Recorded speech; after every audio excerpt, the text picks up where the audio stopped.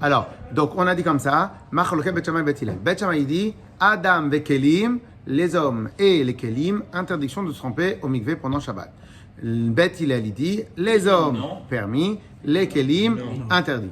Pendant toute la gamme qu'on avait fait jusqu'à maintenant, donc Daf Yud Zayin, Amud Bet, en bas de la page, Daf Yud Chet, tout, hein, on a posé plusieurs questions. C'était quoi la raison? On a fait essentiellement 3 grandes questions.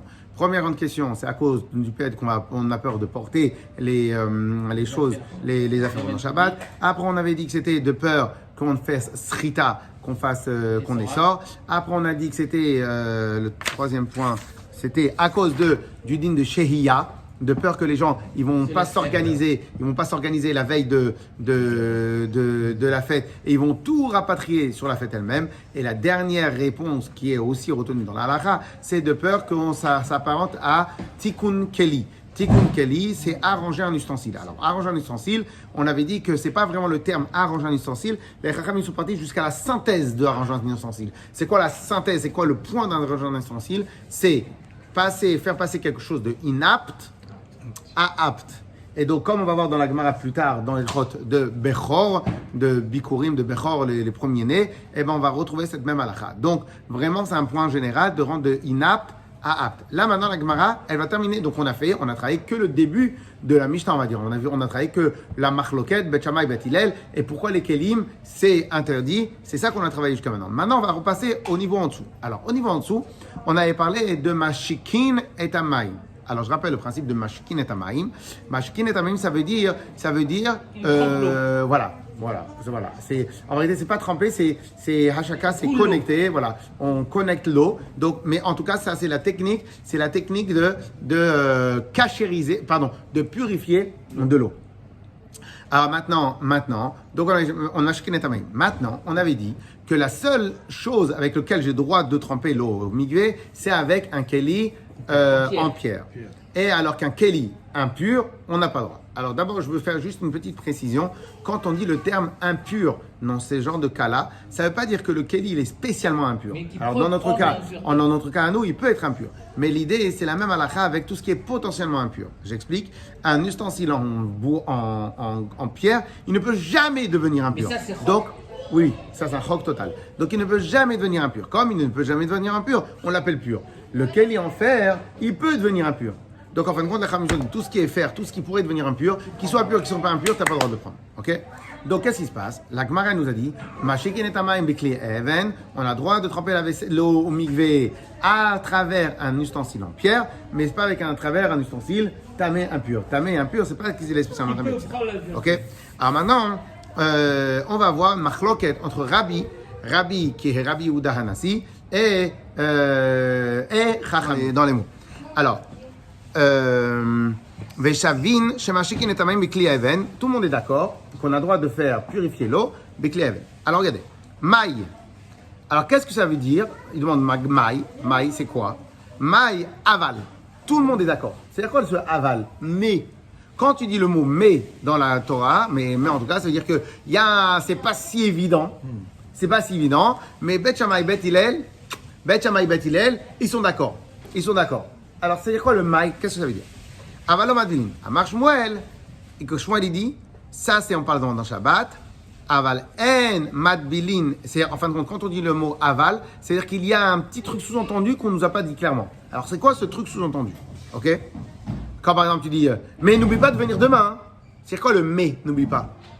La dernière fois, quand je t'ai prévenu, t'es pas venu. Donc là, je te dis mais. Donc ça veut dire qu'il y a un sous-entendu. Aval mashikin et tamaim bikleven. Mais on trempe la vaisselle, on trempe l'eau avec de l'eau d'une pierre une ustensile en pierre. C'est quoi le aval? Mais. On t'a autorisé quelque chose, donc voilà. ne te crois pas autorisé. Voilà. Alors qu'est-ce qui est sous-entendu dans le aval le mais? Alors réponse. Shmuel il dit, c'est quoi ce qui est entendu? En madbilin et akeli al kamemav l'etao. Si maintenant on a un ustensile en fer qui est impur et que je veux absolument le purifier, je ne peux pas dire attends, on l'avait déjà étudié là en passage, on l'avait déjà étudié. On ne peut pas dire attends, vas-y, j'ai besoin de purifier de l'eau, je prends mon ustensile en fer et qui est impur, je vais à tout à l'heure peut-être Bezrat Hashem. Je prends un ustensile en fer qui est impur et je dis Shlomo, tu vas tremper ton eau. Tu vas tremper ton eau. Vas-y, prends ma casserole impure, prends-le, et comme tu vas tremper ton eau au mikvé, au lieu de prendre un client en fer, tu vas en pierre, tu vas prendre mon ustensile. Alors ça, il y a marqué, on ne fait pas. Ok? Donc c'est quoi le mais? Attention, c'est en pierre que tu as le droit, mais tu n'as pas le droit à en faire.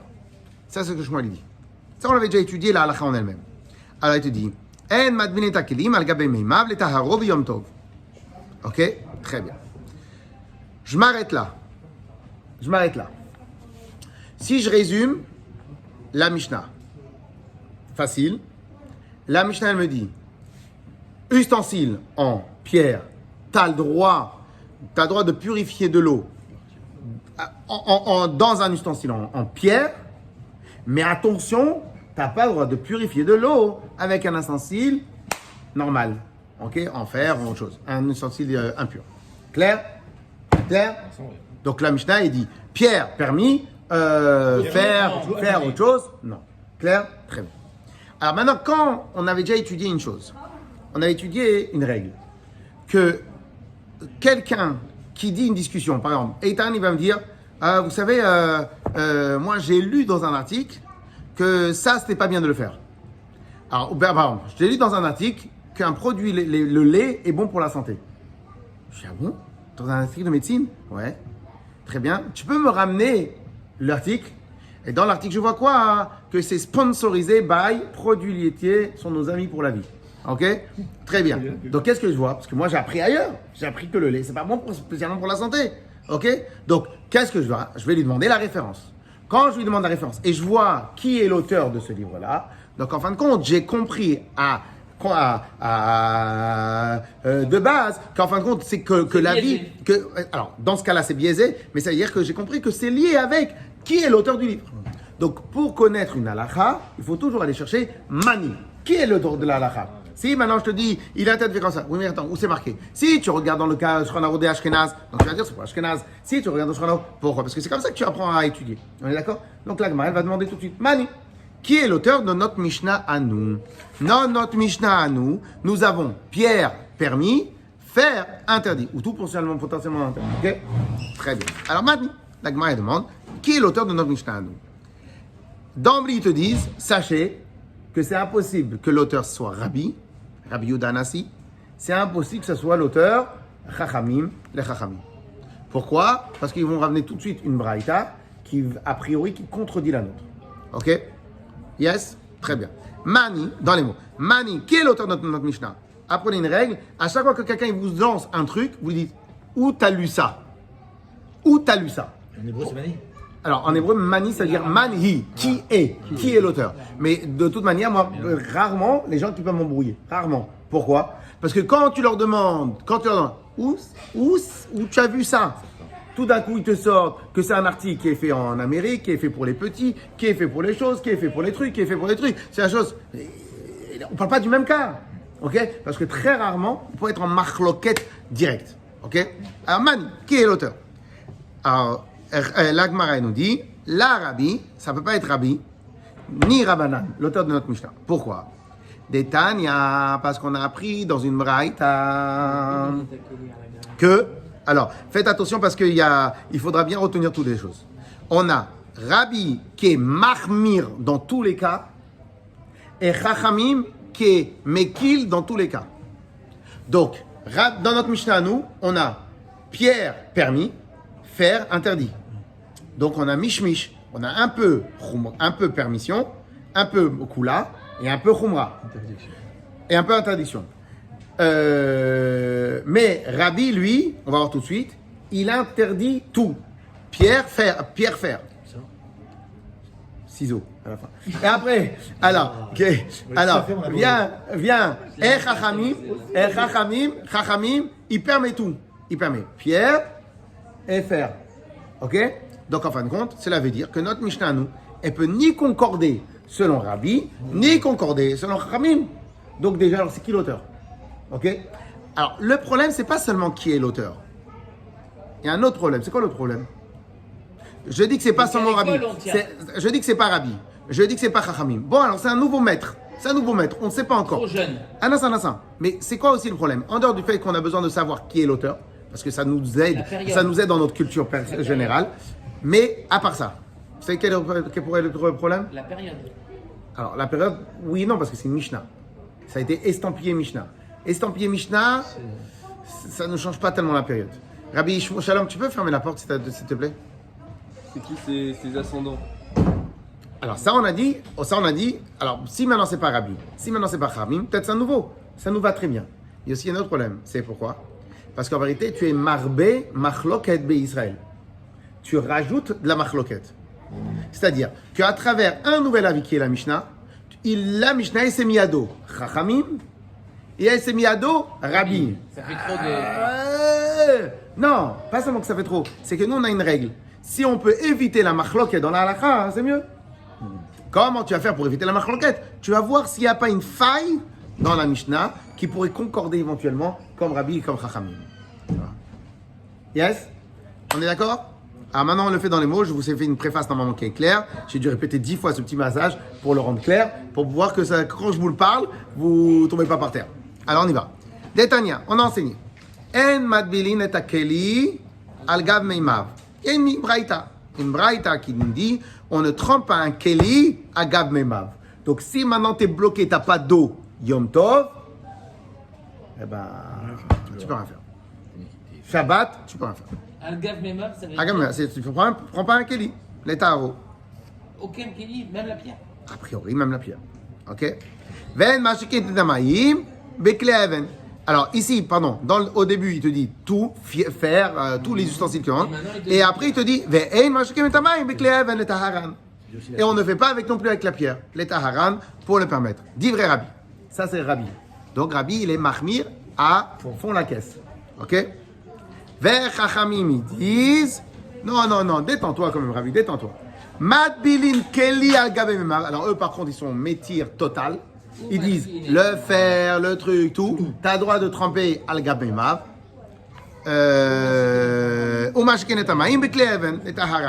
Et on fait aussi avec la pierre. Ok? Divrei Chachamim. Pardon. Aondon, Mani. C'est qui l'auteur de cette braïta là? Ok. Pardon. C'est qui l'auteur de notre Mishnah nous? Rabbi. Si maintenant l'auteur de notre Mishnah nous ici, c'est Rabbi. Mais Kashia Hashaka, pour lui il y a un problème avec la Hashaka, avec le Kli Even. Parce que le Kli Even avec la pierre, dans notre Mishnah on a dit oui, permis, alors que lui il a dit interdit. Ça va ma fille? Hazak, qu'est-ce que tu fais là, toi, madame? Monsieur, bonjour. Bonjour à les enfants. Il n'y a pas 8 heures aujourd'hui. T'as pas évident, t'as pas dit au repas. J'ai dit, mais t'as vu mon message comment il l'a porté? Ouais, je crois, ouais, c'est toi qui veux écouter, tu sais, c'est comme tout. Ouais. Mais si par contre, peut-être on va essayer de relancer le truc. Non, mais on va essayer, attends. il faut qu'il leur fasse quelque chose. Je sais, ça rajoute du travail sur le travail. Et. Tu as fait la deuxième, mais il n'y a pas de ça. Ah, bon, c'est. Ok? Si c'est Rabbi, Kasha, c'est un problème, parce que Rabbi, il est interdit, même la pierre. Ok? Irabanan, Kasha, si maintenant c'est Chachamim, Kasha, pourquoi Kasha? Parce que dans notre Mishnah, on interdit le faire, alors que lui, il permet de le faire. Alors, ok, Khazak, pose sur la table. Merci. On a un problème. Claire? Merci. Comment d'un côté C'est ça la question. C'est ça le problème. Ok? Maintenant, ça c'est le premier point. Maintenant, aussi un autre problème que là je viens d'y penser, c'est que si tu permets, il y a un petit hic, si tu permets un ustensile potentiellement impur, c'est évident que tu vas permettre la pierre. Donc il y a un petit bug avec l'histoire des Chachamim. Pourquoi ils ont besoin de nous dire deux fois les choses? Et le pierre et le fer. Si tu me permets avec le fer, à plus forte raison le pierre. Donc quoi qu'il arrive, il y a un petit bug dans l'histoire. On est d'accord? En tout cas, c'est permis au final là, le faire? alors d'après Chachamim, on a retrempé, en fin de compte, d'après Chachamim, d'après tout le monde, t'as pas le droit de prendre ta casserole et d'aller la tremper au mikvé. Ça, d'après tout le monde, t'as pas le droit. La seule permission qu'on aurait, toi, tu as une grosse casserole à des traiteurs qui fait 30 litres, tu mets ton nom impur dedans, Tu vas au mikvé et tu dis attends, mais tu vas où chérie? Je vais tremper l'eau, l'eau elle est impure. Je vais tremper l'eau, elle est impure. Ok? Donc toi tu prends ta casserole en fer, tu vas tremper l'eau qui est impure. Ça, machloket. Rabbi dit, t'as pas le droit. Bah, il a raison. Oui, mais t'as l'eau à l'intérieur. Toi, en Oui, vérité, la toi, tu vas dire. casserole, elle va devenir Oui, mais toi, officiellement, toi, tu réponds quoi? Tu dis, je vais tremper l'eau. Rabbi, il est marmire. Il dit, non, il n'y a pas. Ni l'eau, tu peux pas. C'est un ustensile. Ok? C'est un ustensile potentiellement impur. Maintenant, d'après Rabbi, il est marmire. Il dit, même la pierre, t'as pas le droit. Chachamim, eux, ils disent, dans les deux cas, j'ai le droit. Pourquoi dans les deux cas, j'ai le droit? Parce que quand tu réponds, tu dis, je vais tremper de l'eau. Donc, Chachamim sont mekil. Rabbi, il est très marmire. Dans notre Mishnah, on a fait mishmish. C'est quoi mishmish? C'est on a dit le keli en fer, c'est sûr que tu n'as pas le droit, mais le keli en pierre, tu as le droit. Donc en vérité, ça marche ni notre Mishnah à nous, qui est plus puissante que la Braïta, parce qu'une Braïta, ça reste un niveau moindre, ou une autre chose. Donc en vérité, notre Mishnah à nous, elle ne marche pas ni d'après Rabbi, ni d'après Chamim. Donc en vérité, on a maintenant 3 nouvelles machloket. On a la Mishnah, c'est Rabbi Refuel. Ça, c'est Rabbi Yehuda Nasi, et ça, c'est Chachamim. Donc, en vérité, maintenant, on a une marloquette de 3 protagonistes, 3 antagonistes. Yes? Comment on va s'en sortir? Ah, et c'est là où ça va être drôle. Comment on va s'en sortir? La faille. Alors, tout à l'heure, je vous ai donné un petit indice. Je vous ai dit qu'il n'y a pas tellement de logique dans toute cette histoire-là. Pourquoi il n'y a pas tellement de logique? Parce que si tu permets le fer, à plus forte raison, tu vas permettre le pierre. Donc, quoi qu'il arrive, ça grince. Au final, ça grince. Qu'est-ce que... Sucre. Alors, qu'est-ce qu'il faut faire? Alors, qu'est-ce qu'on a dit? En poudre. Ce soir, tu plantes ou tu fais? Ce soir, je suis là, peut-être. Non, mais il faut me dire, je dois m'organiser. Alors... 6 heures. Non, pas 6 heures. Alors...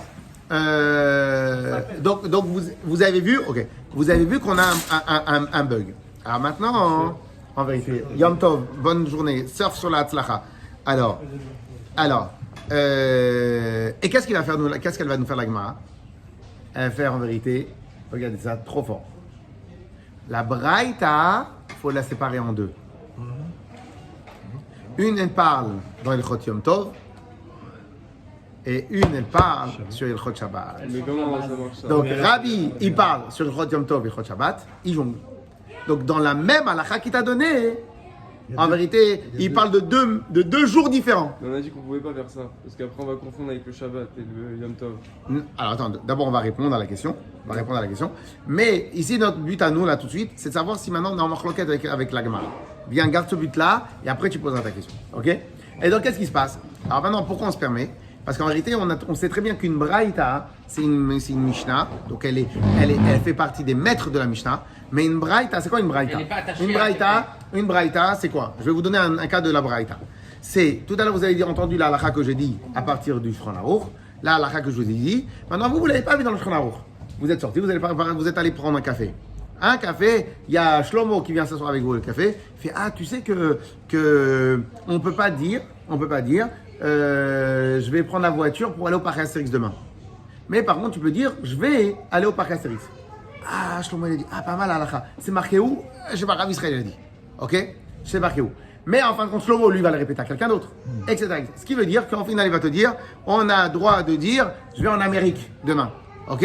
Ou je vais des trucs, ou je vais prendre la voiture, mais la voiture est électrique, pas la voiture que je veux. Donc en fin de compte, elle va être un peu brouillée.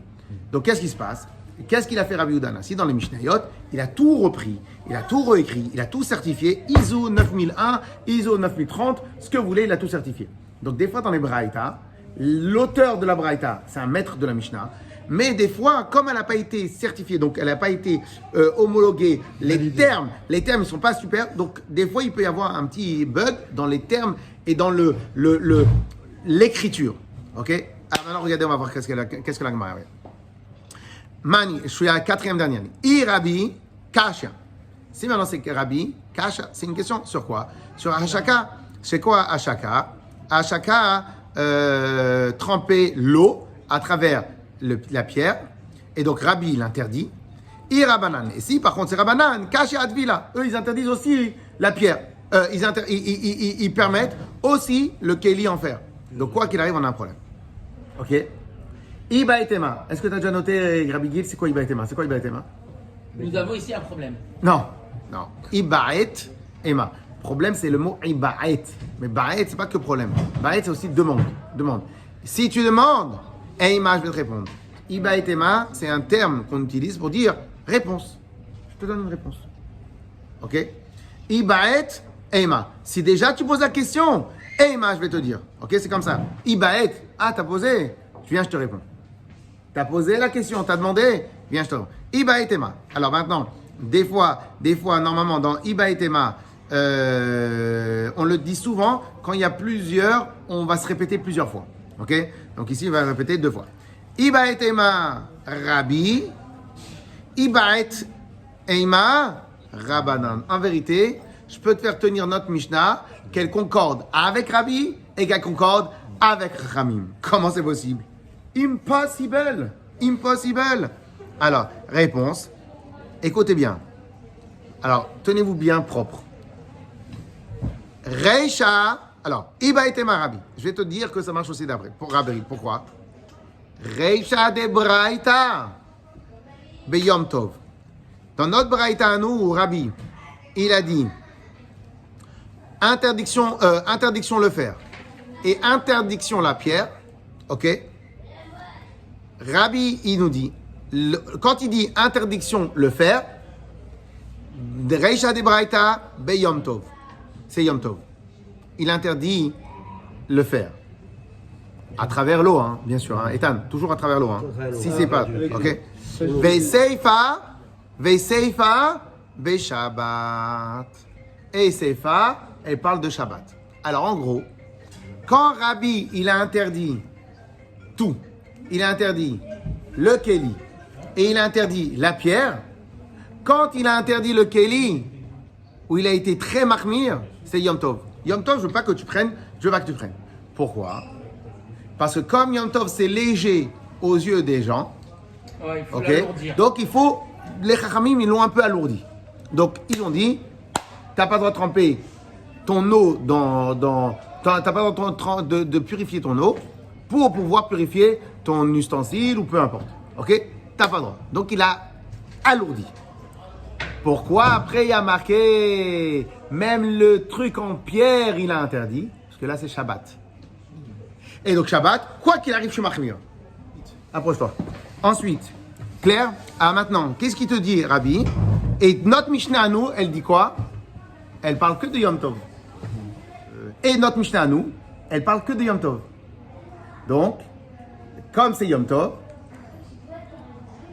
donc, elle a permis la pierre, mais Rabbi, il n'a pas interdit la pierre Il Yom pas Tov. sur la même base du sujet. Exactement. Rabbi, il n'a pas interdit la pierre, parce que Rabbi, il a dit la pierre c'est interdit, mais parce que c'est Shabbat. Ouais.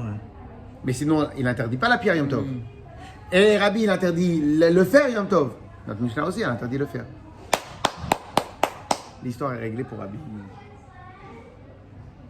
La vérité, je l'ai répété 30 fois, hein, donc si vous ne l'avez pas répété 6 fois, c'est pas grave. La Mishnah, elle a interdit la pierre. Les Enfin, Chachamim, ils l'ont pas interdit. Oublie Chachamim.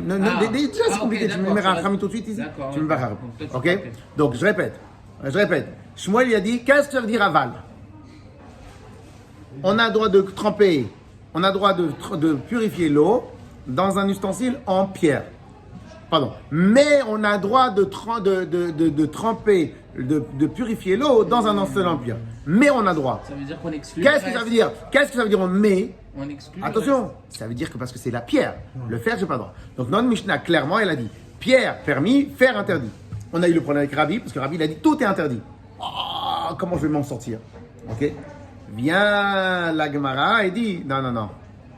Dans la Braïta où il y a marqué que Rabbi, il a tout interdit, en vérité, il y a Yom Tov et Shabbat. Yom Tov, il dit j'ai pas le droit de tremper dans le fer. Notre Mishnah aussi a dit Yom Tov qu'on n'a pas le droit de tremper dans le fer. Et Shabbat. Et Shabbat, on n'a pas le droit de tremper la pierre, mais notre Mishnah, elle parle pas de Shabbat. Elle parle que de Yom Tov. Donc notre Mishnah, elle ne s'est pas prononcée pour Shabbat. Donc ils ne sont pas en marloquette. Et notre Mishnah, nous, elle parle que de Yom Tov. Donc on va dire Rabbi, tiens totalement. Fort ou pas? Ouais. Pas mal ou pas? Bien mené. Pas mal ou C'est pas? une géométrie en 3 dimensions. Voilà, mais pas mal ou pas? C'est en fin de compte, il t'a juste changé. Tu sais, là, t'as le panneau vert. dans le panneau vert, l'avantage c'est quoi? C'est que tu peux changer le décor derrière. Fond vert, le Il fond suffit- vert, on appelle ça. Ouais, le fond vert. Ok. Si tu dis fond Tu vert, changes- tout le monde comprend. tu changes le décor. Et une fois que tu as changé le décor, tu es à Marseille, tu es en Miami. Et là, ça colle. Et là, ça colle. En fin de compte, ici, Dieu préserve, c'est pas la même chose. Mais tu n'as pas de preuve du contraire. Et en plus, moi, j'ai un autre problème. Je ne peux pas être marbé, marloquette. Maintenant, on ne discute plus. Là, il n'y a plus de marloquette. Pour Abé, il n'y a plus de marloquette. C'est ça. Ok. Alors, maintenant, comment on répond Chachamim? Chachamim, eux, ils sont méquilles à fond la caisse. Ok. Alors, regardez qu'est-ce qu'ils disent, eux. Alors, eux,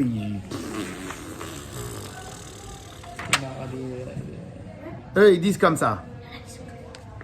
Pourquoi la Mishnah, elle a été mahmir?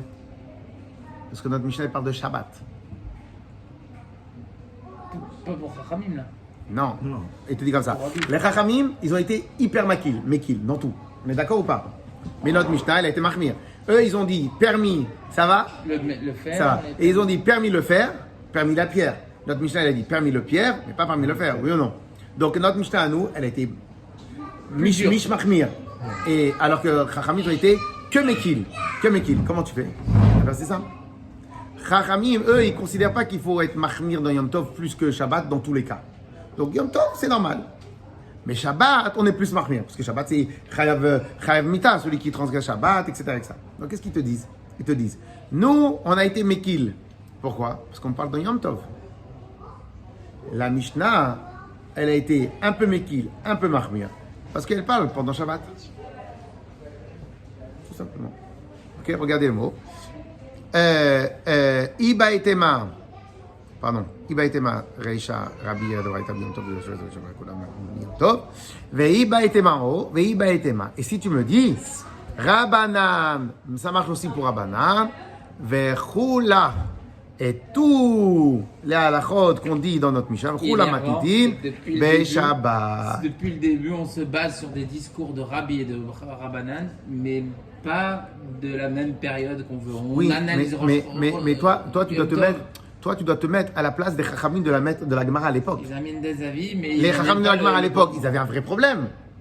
Toi, tu n'as pas un problème parce que tu as la solution déjà. Ouais. Mais eux, ils avaient un vrai problème. Et nous, on doit étudier la Torah. Étudier la Torah, c'est quoi? C'est comprendre comment on est arrivé aux choses. Comprendre comment Non, on est mais ce qui arrivé. est marrant, c'est qu'ils ont amené des avis qui ne parlaient pas de la même chose que nous. Nous, on parle de Yom Tov. Parce que c'est une braïta. Mais la braïta aussi, tu dois l'élucider, la braïta. La braïta. Et vous savez, des fois, pour comprendre pourquoi on est tellement pointilleux dans la Gemara, et moi, je prends des fois, de temps en temps, cet exemple-là. Ouais, tout de suite, là? Ouais, 10 minutes. 10 minutes.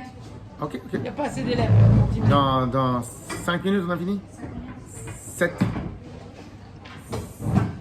Ok. Parce que si c'est comme ça, demain, nous, on ira étudier ailleurs. Nous, on fait dans 5 minutes, mais Il n'y a comme pas ça, de nous, deux demain, on ira enfants, ailleurs. là. Non, mais c'est l'ambiance. Mais si, C'est c'est l'ambiance. C'est l'ambiance. Nous, on peut aller étudier là-haut. Oui. Pourquoi des fois on est pointilleux? Parce que n'oublie pas que si maintenant je te donne $1 million, Bien sûr. $1 million, si maintenant ces clés-là ici, si ces clés-là ne tombent pas, je te donne $1 million. Si par contre elles tombent par terre, je te donne tu perds. Si elles ne tombent pas par terre, je te donne $1 million. Ok? Tu les mets où? Tu les mets comme ça et tu restes à les regarder comme ça. Tu bouges plus. Pourquoi? Parce que c'est important. Pour les maîtres de la Gemara et les maîtres de la Mishnah, chaque chose, une halakha, c'est la guerre. On a étudié ce Shabbat après-midi quand tu étais là. Tu as vu, tu te rappelles quand tu étais là Shabbat après-midi. Ok? Donc on a expliqué qu'il y a une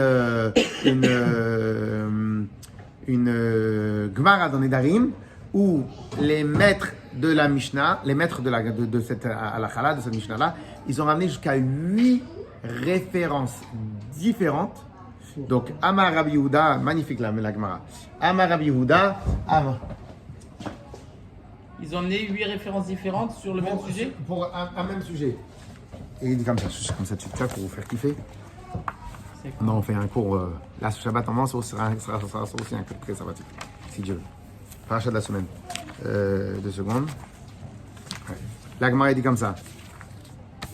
Hein? Aïe. Voilà. Tout le temps qu'on trouvait le Shabbat. Non, on n'a pas. Quand on va chercher, on n'a pas. Voilà, il y a un début de minyan.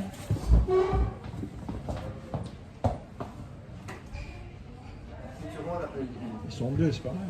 Non, mais attention, il y en a beaucoup qui l'attendent, celui du 8h15. Sauf qu'on ne l'a pas publié. Il y a un travail à faire. Et... Oh, Shmuel, il y a du plantage dans l'air là. Shmuel, il y a du plantage dans l'air. Alors, il dit comme ça. Regardez. Amar Rabbi Shimon. Pour expliquer un pasouk. Amar Rabbi Shimon. Vous comptez. Amar Rabbi Shimon bar Zavid. Il a nom de Rabbi Yitzhak bar Tavla. Au nom de Rabbi Chia Aricha. De la maison de Rabbi Acha. Au nom de Rabbi Zera. Au nom de Rabbi Lazar. Au nom de Rabbi Hanina. Au nom de Rabbi Shaya. Au nom de Rabbi Yehuda ben Elai. Et on est sûr des 8 de ce qu'ils ont dit chacun. D'abord, ça c'est sûr qu'on est sûr. C'est pas ça la question. C'est qu'ils sont partis chercher, ils sont partis donner la référence de la référence. Pourquoi? Alors, je vais vous expliquer ça à plusieurs reprises. Parce qu'en vérité, quand toi, tu as une nouvelle extraordinaire, comme les Twin Towers, où tu étais aux Twin Towers quand les Twin Towers Je sais.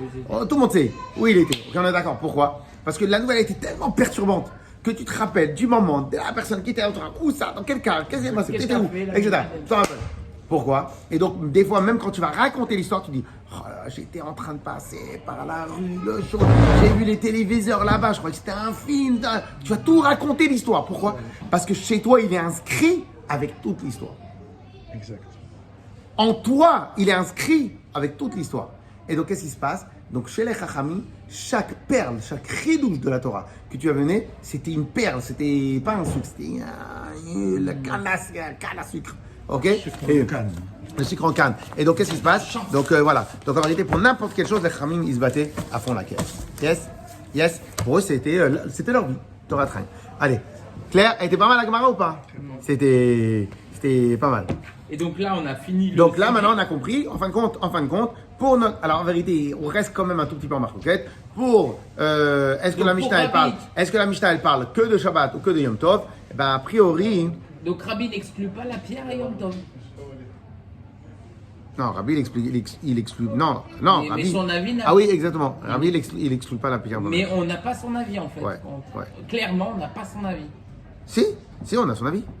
La pierre. Yom Tov, c'est permis, Shabbat, c'est interdit. Et les Kelim, c'est quoi qu'il arrive, c'est interdit. Comme il a interdit Shabbat, on a déduit qu'il a autorisé Yom Tov. Ah oui. Ok.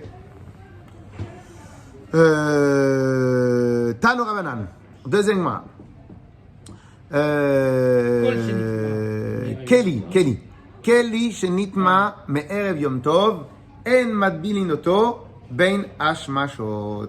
Un ustensile qui a été impurifié pendant la veille de Yom Tov. Alors, avant de commencer, on va d'abord appeler un des principes généraux de Ben Hashmashot. Est-ce que quelqu'un sait c'est quoi Ben Hashmashot? Ouais, c'est entre le coucher du soleil et la tombée de la nuit. Pourquoi on appelle ça Ben Hashmashot? Parce que c'est un moment incertain. Alors en vérité, le principe, il va un peu plus loin.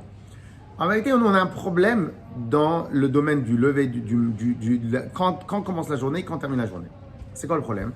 C'est que... À l'époque, il n'y avait pas de montre. Alors, non, c'est pas que ça le problème. Alors, dans des psukim, on dit que le lever du soleil, c'est quoi? C'est les premières lueurs du soleil. Le tomber de la nuit, c'est quand il n'y a plus de soleil. La question, elle est, quand est-ce que tu le remarques? Quand est-ce que tu le sais? Ou est-ce que peut-être on peut dire que c'est aussi lié avec le coucher du soleil?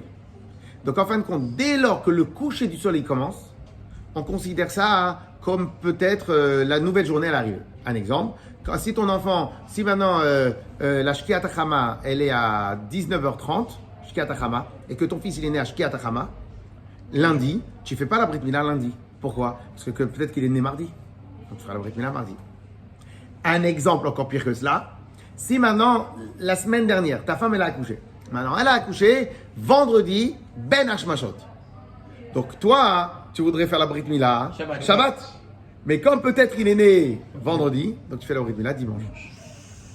Dans tous les cas. Bah oui, parce que vendredi tu peux pas faire parce que peut-être il est né Shabbat. Et Shabbat, c'est permis de faire la Brit Mila uniquement quand tu es sûr que c'est né Shabbat. Mais quand tu n'es pas sûr que c'est né Shabbat, etc. Ah ouais. Ok? Donc en réalité, le Ben Hashmashot, c'est un safek. Quoi qu'il arrive, le Chouma. Alors, le repousse à dimanche, c'est que t'es sûr. Quoi qu'il arrive, le Chouma. Il Alors ne maintenant, même pas 50% de chance d'avoir raison. alors maintenant, ça c'est dans un cas Mideoraita. Mais est-ce que dans un cas Miderabanan, on va être mahmir? Ok? Dans le cas Midoraïta que je dois faire la Brit Mila Shabbat, et que la Brit Mila Shabbat, c'est aussi lié avec un Issour. Tu coupes, tu fais sortir du sang, ça c'est des choses interdites. Donc, si maintenant pour la Brit Mila Shabbat que je sois Mahmir, je comprends. Mais est-ce que pour tremper un ustensile au mikvé, c'est Midera Banane? Donc je fais pas un Issour d'Oraïta. Est-ce que j'ai droit ou pas? Eh bien en vérité, les Khamis ont décidé d'être Mahmir. Ok? Alors regardez ce qu'il y a marqué. Keli Shenit. Tano Rabanan, Kli Shenitma Me'erev Yom Tov. En Madbinin Oto Ben Hashmashot. On ne le trempe pas quand la nuit elle a commencé à tomber. Ah, mais c'est des Rabanan. Ah, c'est un Safek. Alors Rachid va nous dire pourquoi. Mipnei Sheu Safek là, il y a une Safek Madbil Yom Tov. Oui, bon, là il dit parce que c'est un Safek. Ok? Et donc on va être Mahmir. Rabbi Shimon Shezuri Omer, Av Bechol.